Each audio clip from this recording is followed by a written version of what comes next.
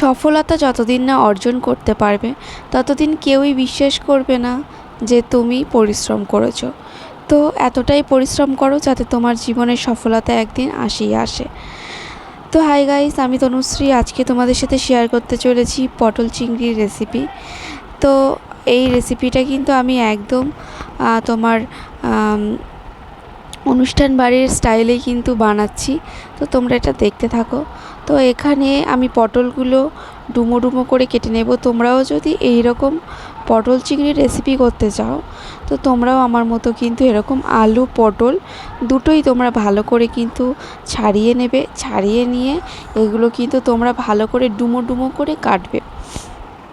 পটল আর আলু সাইজটা যেন একই রকম থাকে সেরকম করার চেষ্টা করবে। তারপরে তোমরা ভালো করে এগুলো ধুয়ে নেবে।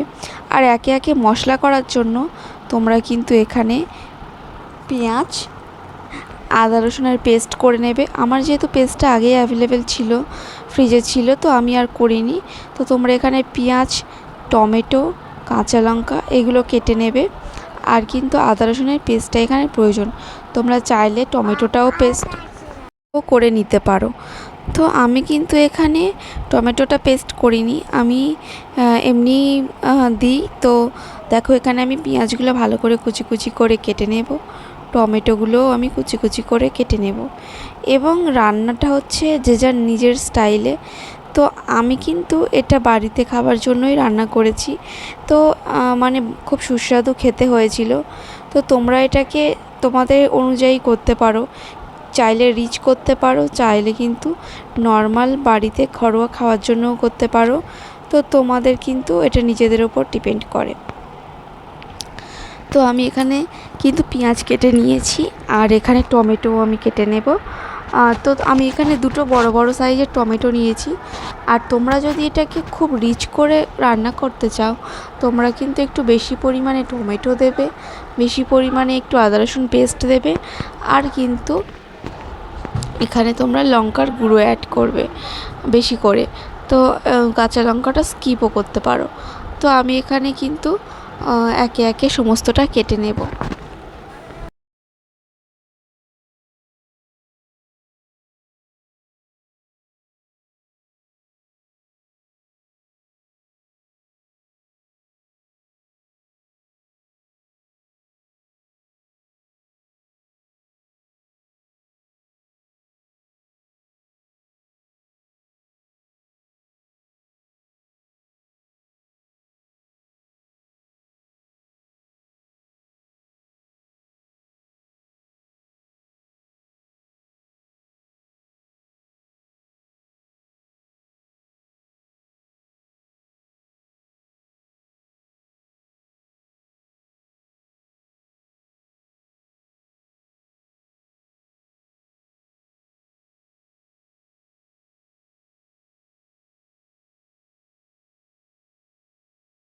কড়াইটা কিন্তু খুব ভালো হয়ে গরম হয়ে গেলে কড়াই দেওয়ার পরে 2-3 মিনিট পরে কিন্তু আমি তেল অ্যাড করব এবং তেলটা খুব ভালো হয়ে গরম হয়ে ধোঁয়া উড়ে গেলেই কিন্তু তারপরে কিন্তু আমি এখানে তোমার পটল দেব। তো না হলে কিন্তু তেল ভালো হয়ে গরম না হলে সেখানে কিন্তু তোমার পটল আলু কড়ার গায়ে ভাজার সময় লেগে যেতে পারে। তো আমি এখানে আর সবটা দেখালাম না। তোমরা কিন্তু তোমার পটলটা দেওয়ার পরে নুন হলুদ অ্যাড করবে, করে পটলটা একটু সময় করে করে মিডিয়াম আঁচে ভেজে নেবে। তো এরপরে এখানে আমি দেখো অ্যাড করছি আলুটাও কিন্তু সেম প্রসেসে আমি ভেজে নেব। এখানে কিন্তু আমি নুন দেব, হলুদ দেব, দিয়ে কিন্তু ভালো করে আমি ভাজা ভাজা করে নেব।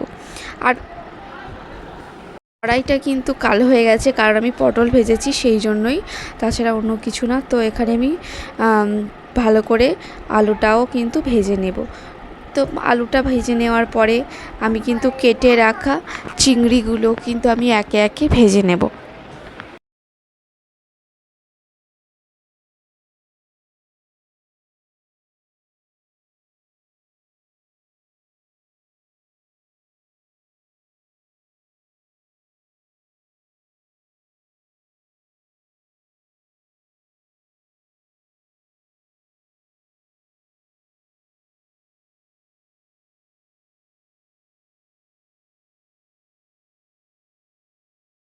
এরপর কড়াই গরম হয়ে গেলে আমি এখানে দেব হচ্ছে তোমার গোটা জিরে, তো শুকনো লঙ্কা, তেজপাতা তোমরা দিতে পারো, কিন্তু আমি এখানে শুধু গোটা জিরে অ্যাড করেছি।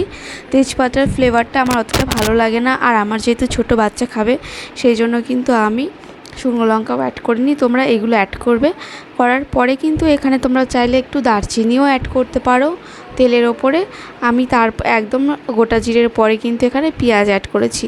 তারপরে দেখো এখানে ভাজা ভাজা হয়ে গেলে তোমরা এখানে আদা রসুনের পেস্টটা অ্যাড করে দেবে, এবং আদা রসুনের পেস্টটাও ভালো করে যখন ভাজা ভাজা হয়ে যাবে তোমরা এখানে পেস্ট করা টমেটো থাকলে সেটা অ্যাড করবে। আমার এখানে গোটা টমেটো কাটা আছে, সেটাই আমি এখানে অ্যাড করে দিচ্ছি।